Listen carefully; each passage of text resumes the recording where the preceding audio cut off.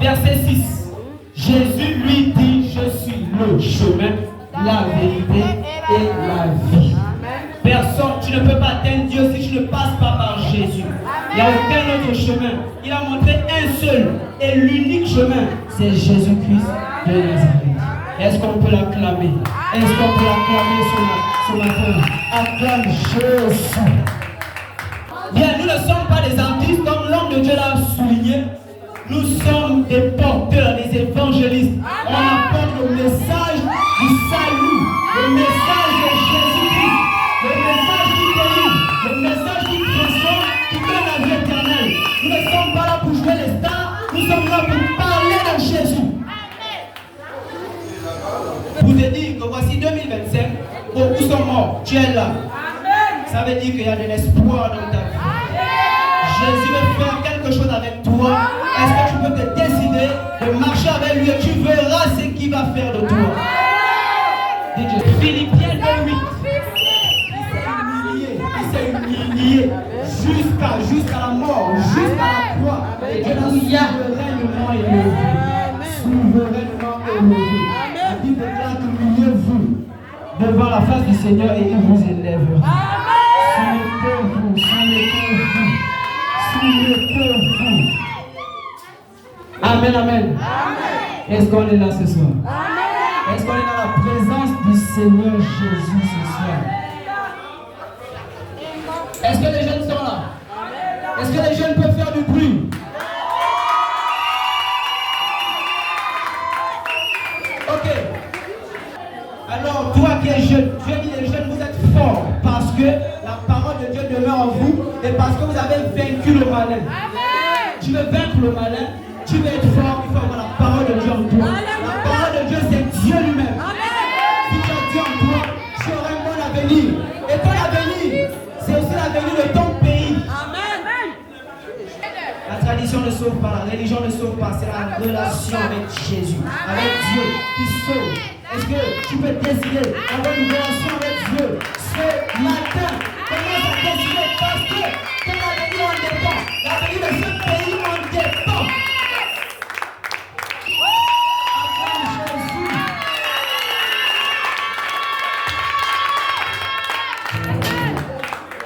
Est-ce qu'on va continuer? La Bible déclare qu'on n'a rien emmené, on ne va rien emporter. Nous sommes des passagers. Alléluia. Cherchons premièrement le royaume et la justice de Dieu. Le reste là, l'homme de Dieu a dit que les mains attirent les métaux, les biens de ce monde. Le Saint-Esprit représente les mains. Les biens de ce monde, ce sont les métaux. Dieu a dit que ça va vous suivre. Ça va vous suivre. Mais elle a vie en toi. Elle a vie en toi. Jésus-Christ de Nazareth.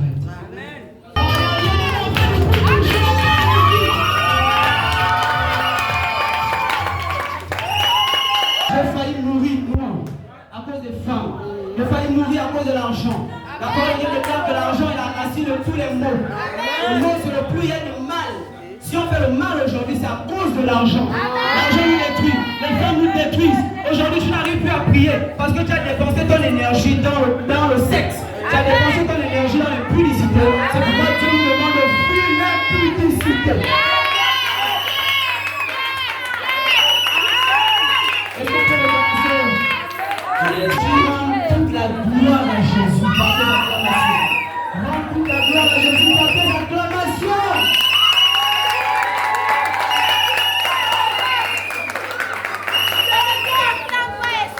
Alors, mon fils, Dieu te bénit. Alors, voilà. C'est pourquoi j'aimerais, par la grâce de Dieu, ce matin, te conseiller de donner ta vie à Jésus. Certainement, tu as des projets pour ta vie. Mais Dieu a des projets pour toi, frère. Satan aussi a des projets pour toi. Il veut gaspiller ta vie. La parole de Dieu déclare, Jean 10, 10. Le diable vient pour égorger et détruire.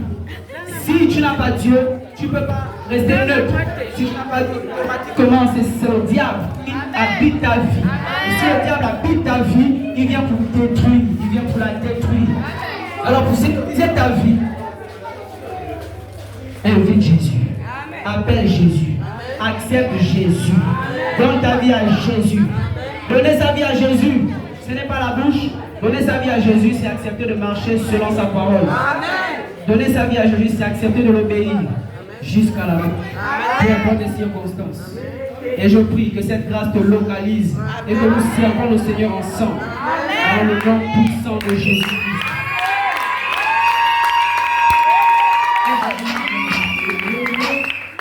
Dieu n'est pas gentil, Dieu est bon. Amen.